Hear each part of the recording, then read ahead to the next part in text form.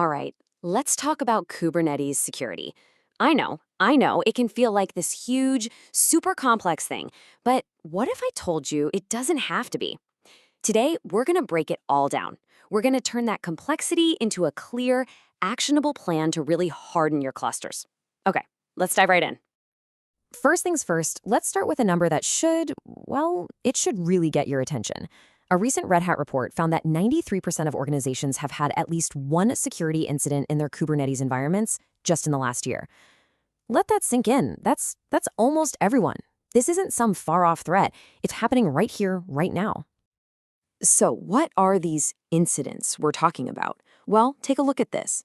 The results are actually pretty surprising. Over half, 53% were from detected misconfigurations. And you know what? That's actually great news. Seriously. Why? Because misconfigurations are things we can control. These are things we can fix. It tells us that this isn't all about crazy, sophisticated attacks. A massive part of the problem just comes down to getting the basics set up right. And this right here, this brings us to what we call the Kubernetes security gap. This isn't some abstract concept for a textbook. We're talking about the real-world risks your apps and your data are facing every single day. So the first step to closing that gap is to actually map out the attack surface. We have to get away from this vague, kind of shapeless fear of getting hacked and turn it into a defined problem, something we can actually see, understand, and then systematically solve. To do that, we've got to ask the most fundamental question, right? Where are these attacks even coming from? How does an attacker actually get from the outside world into our supposedly secure cluster? And here's the thing, we don't have to guess. Frameworks like the Microsoft Threat Matrix for Kubernetes give us a really clear picture of how these attacks unfold. Think of it like a map. It shows you the entire journey an attacker takes from that very first foothold all the way to their final goal. These things are incredibly valuable because they take the randomness out of it and show us the exact playbook attackers are using. And that's the crucial point here. Attacks aren't just random bolts of lightning from a clear sky. Nope, they follow predictable patterns. They exploit common weaknesses. And because they're predictable, guess what? We can build predictable defenses against them. We know the playbook, so we can write our own defensive playbook to counter it. Okay, so let's move on to building our defense. And the best news is, you don't need to immediately rush out and buy a bunch of expensive new tools. Kubernetes itself comes packed with powerful security features right out of the box. And that is absolutely the best place to start. So let me introduce you to Pod Security Admission, or PSA.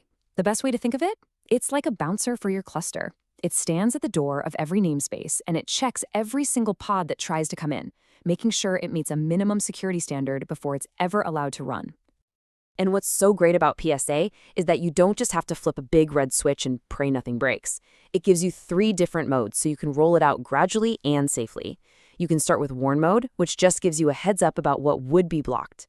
Then you can move to Audit, which logs the violations but still lets everything run. And then finally, when you're confident, you flip it to Enforce and actually start rejecting the non-compliant pods at the door. So what rules is it enforcing? Well, there are 3 main security levels. Privileged is, it's the Wild West, basically no rules. Restricted is super secure, but it might be a bit too strict for some of your apps. But that one in the middle, Baseline, that's the sweet spot for most workloads. And this is a huge security win because it blocks all of the common, known ways an attacker can escalate their privileges. We're talking about simple stuff like stopping containers from running as the root user or getting access to the host's network. Just by moving your namespaces to Baseline, you slam a whole bunch of doors right in an attacker's face. But, the built-in standards are exactly that, a starting point. As security experts often point out, they're a fantastic foundation, but a truly comprehensive strategy needs more layers, and that leads us right into the next stage of our plan. So let's talk about adding some of those advanced layers. This is where we start building what's known as a defense in-depth strategy. It just means using specialized tools to protect different parts of the whole application lifecycle. So if Pod Security Admission is your general bouncer checking IDs, think of OPA Gatekeeper as that same bouncer, but now they have a highly specific, custom-written rulebook. It's an incredibly powerful tool that lets you enforce complex organization-specific policies, like, hey, only allow container images from our trusted corporate registry, or nope, all pods must have resource limits set. Next up, we have to look at your supply chain.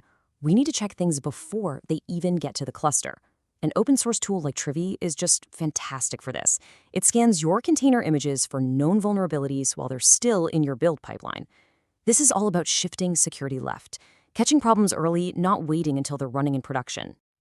And finally, what happens once a pod is actually up and running? For runtime security, we have amazing tools like SELium. It uses this powerful Linux kernel technology called eBPF. Now, don't worry about the acronym, just think of it as giving you a safe way to get superpowers inside the Linux kernel itself.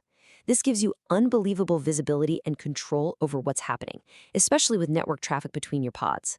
It can enforce exactly which services are allowed to talk to each other, which is crucial for preventing an attacker from moving around if they do manage to compromise one part of your system. Okay, we have covered a ton of ground. We've talked about the problem, the built-in tools, the advanced layers.